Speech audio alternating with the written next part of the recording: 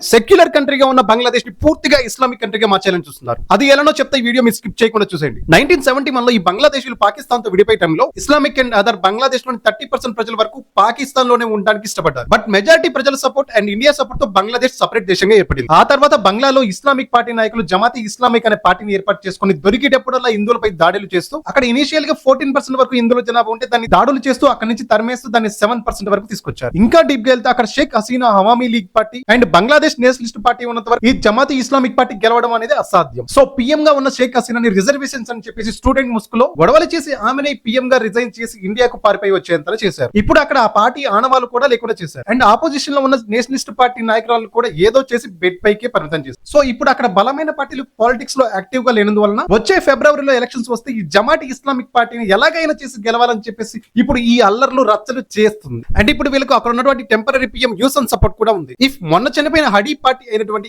ఇంకిలో ముంచో గెలిచినా కూడా వీళ్ళు ఎలాగో యాంటీ ఇండియన్ కాబట్టి ఫైనల్ గా జమైటీ ఇస్లామిక్ కి సపోర్ట్ చేస్తారు. ఇంకా వీళ్ళకున్న ప్రాబ్లం వచ్చేసి అక్కడ ఉన్నటువంటి హిందువులు and other religions and seculars మాత్రమే. సో ఇండియాని పాయింట్ చేస్తూ అక్కడ ఉన్నటువంటి ఓటర్స్ దృష్టిలో బ్యాడ్ చేస్తూ హిందువులపై అండ్ అదర్ రిలీజియన్స్ పై దాడులు చేస్తూ అక్కడ నుండి పారిపోయేలా చేసి మెల్లగా ఈ జమైటీ ఇస్లామిక్ పార్టీనే అక్కడ జరగబోయే ఎలక్షన్స్ లో గెలవాలని చూస్తుంది. ఇఫ్ అదే జరిగి వీళ్ళు ఎప్పటి నుంచో కోరుకుంటున్నట్లుగా బంగ్లాదేశ్ ని పూర్తిగా ఇస్లామిక్ కంట్రీగా మార్చేస్తే ముందుగా ప్రాబ్లం వచ్చేది మనకి. అటు సైడ్ పాకిగాలు ఇటు సైడ్ బంగ్లాగాలు ఇద్దరు కలిసి టెర్రరిస్టులను తయారు చేసి మన మీదకే పంపిస్తారు. ఇదంతా విన్నాక మీకేమనిపిస్తాం? మీ అభిప్రాయాన్ని కామెంట్ తెలియజేయండి.